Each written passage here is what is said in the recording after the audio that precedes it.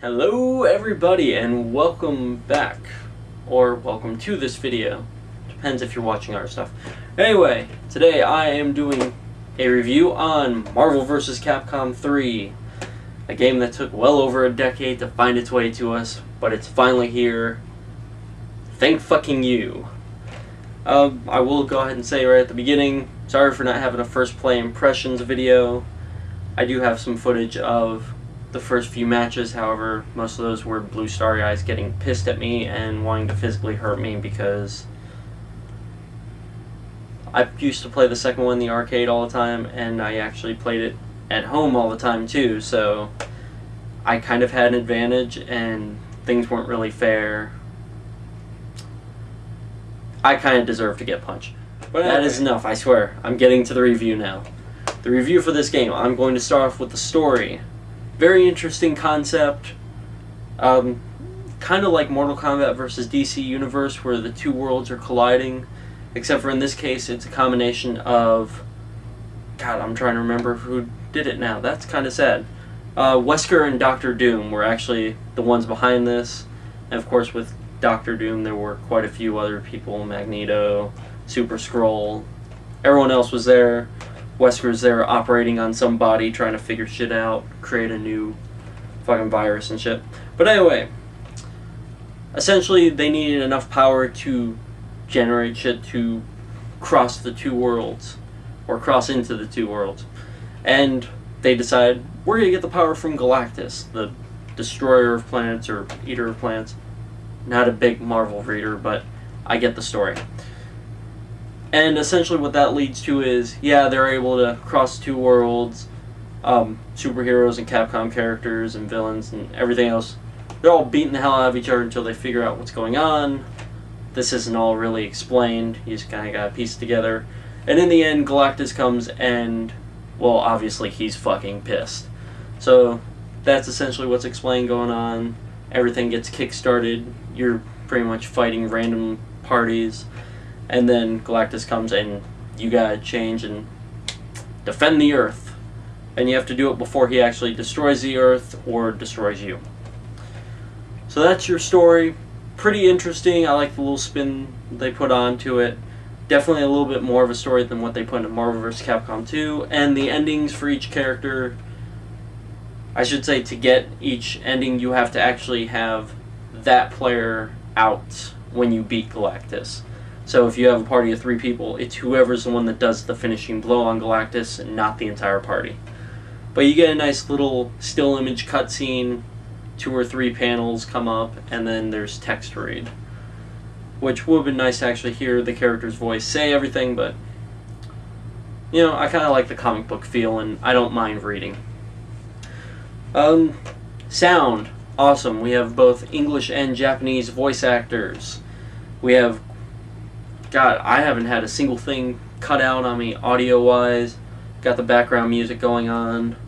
The only thing I'll complain about sound about is it kind of gets annoying hearing songs restart when I'm in the menus, when I can't find a match. You can only listen to the beginning of that song so many times when you're in the online mode. But that's not really a gripe about the sound. Control-wise, awesome, very responsive. The only thing that I'm going to complain about is simplified mode and the fact that you can use it online. I understand a lot of people have to, get used to a game. A lot of people don't like getting their ass kicked horribly at the beginning. It's a kind of a deterrent to them, unlike myself. However, button mashers already get away with enough in fighting games. It's very easy for the controls to just go, oh yeah, it's that move, and throw it out, and well, it throws some people off, like myself.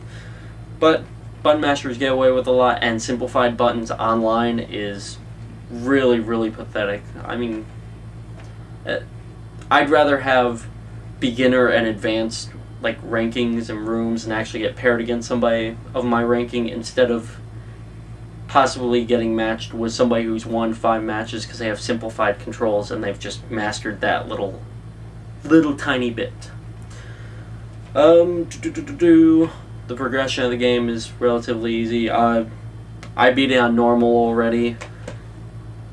I'm going to try to do it on very hard, but no guarantees that's going to happen for a while. Character selection. I've heard a lot of people griping about it. However, I think that they've provided a sufficient amount of characters without bogging the whole game down. And I hear a lot of people complain like, oh, well, they don't have, let's say, War Machine or, God, I don't know. There were so many duplicate characters. But anyway, that's essentially what a lot of characters are. You don't really need all of them. You can form a team with this. There's lots of colors to select if you want to get into that crap. However, I will agree that they are missing some of the iconic ones. For instance, I'm a Zero fan, but why the fuck is there no Mega Man or no X or no Roll? Any of those. I mean, originally you had, from the Mega Man series, you had Mega Man, Roll, you had Servbot, and you had Tromboon. Now we're down to Zero and Tromboon. Why is Tromboon in there and X or Mega Man is not? I don't understand. I could have sworn they were more iconic, but whatever. And Zero is nothing like Mega Man or X, so yeah. I can keep going with that. I'm not.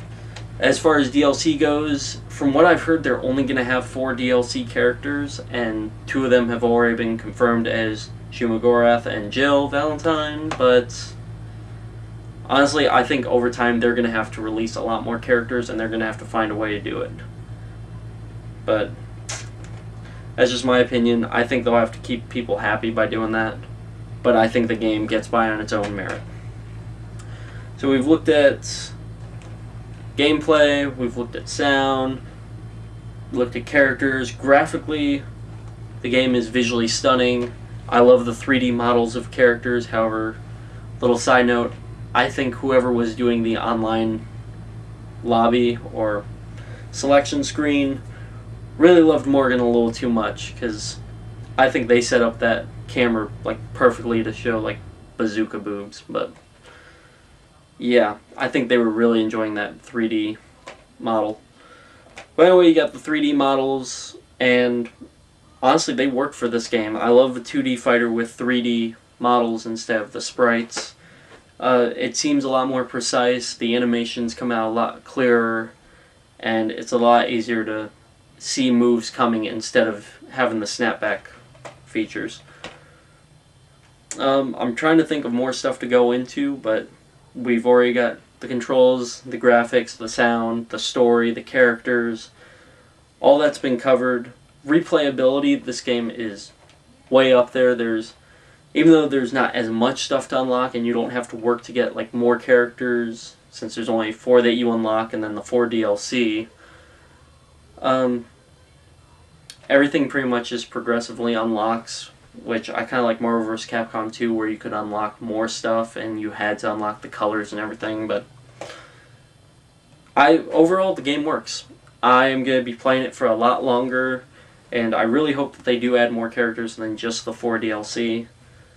But I'm going to go ahead and give this game a rating of... You know what? The game definitely delivered, so I'm going to give it a 9.3 out of 10. It's not a perfect 10. There are still things that can be worked out. That's what DLC and patches are for. And it's not quite a 9.5. I feel, because they've already announced that they are going to be changing stuff, even they admit that they have stuff to go ahead and address. But that's it. 9.3. Kind of odd, but I'm throwing it out there because it's my rating system. 9.3. Definitely pick up this game, play it, enjoy it online. I hope you have more luck than I do getting a match online. But that's it. Hope everybody has a happy time gaming. Keep on playing, everybody. Later.